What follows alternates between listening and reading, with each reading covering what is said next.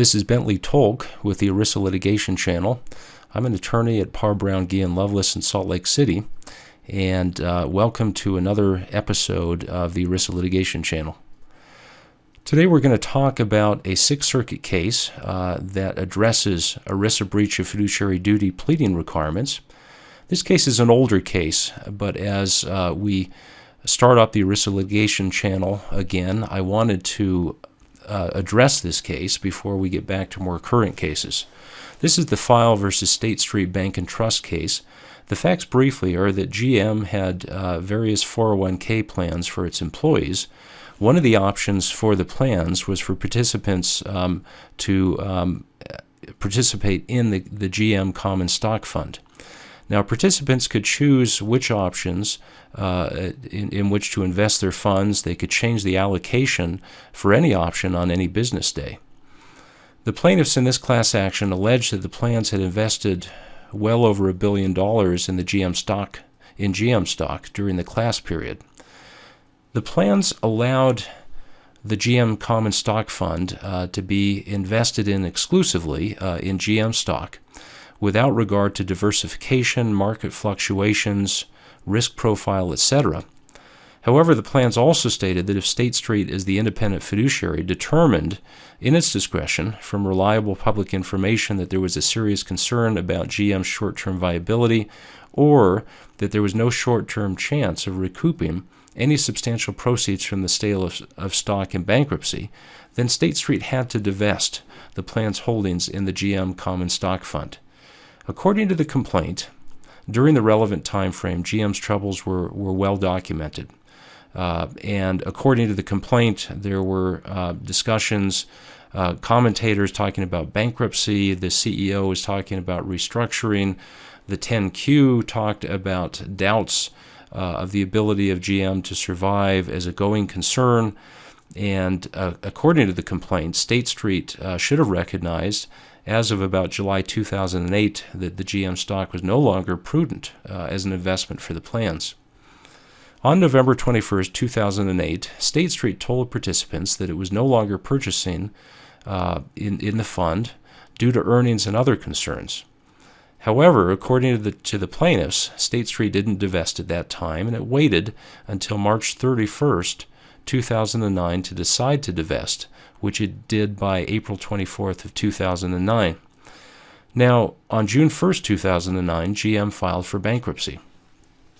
The plaintiffs filed this class action against State Street, alleging breach of fiduciary duty under Section 409A, alleging that there had been imprudent management of plan assets under Section 404. The district court granted State Street's motion to dismiss, but the Sixth Circuit reversed and remanded.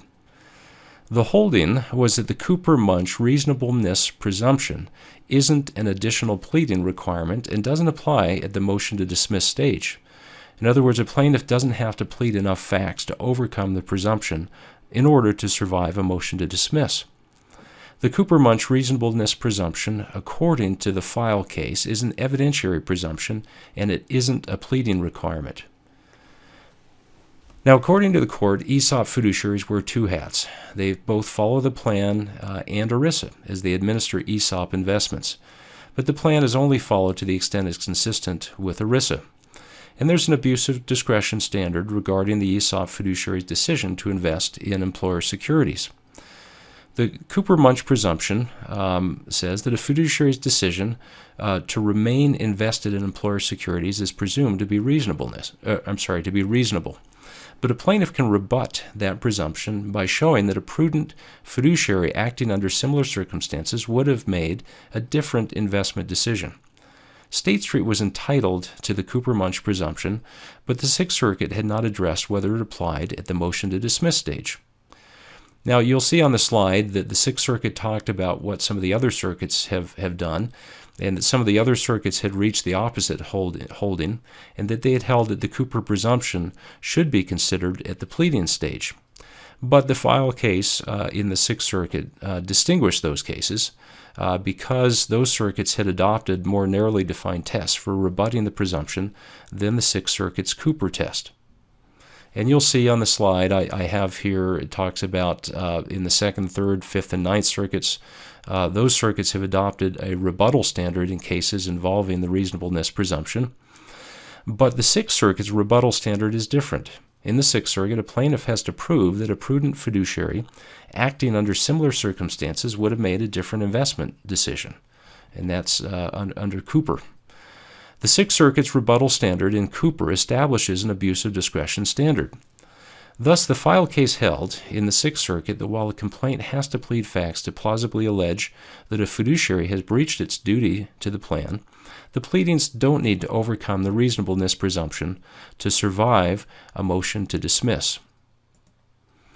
The file case disagreed with the district court that because participants could choose from a menu of investments and could avoid GM stock altogether, that State Street shouldn't be liable for a plaintiff's decision to stay invested in the stock fund.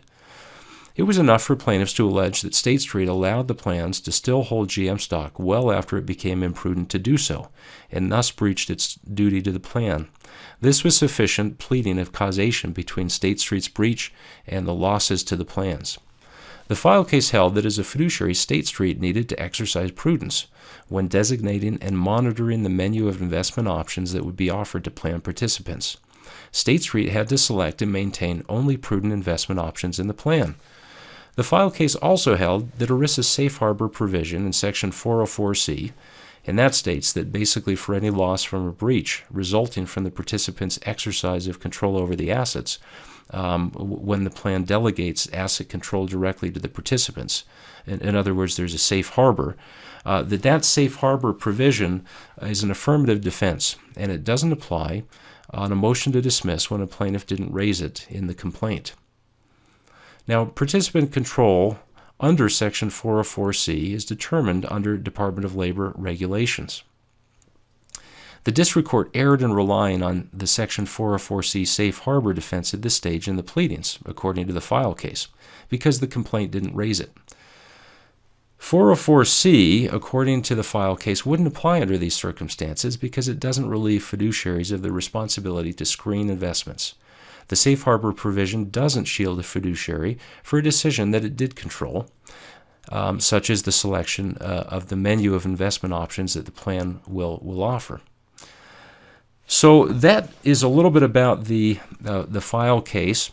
We will be discussing current cases as they come down in future episodes of the ERISA Litigation channel. Until then, this is Bentley Tolk.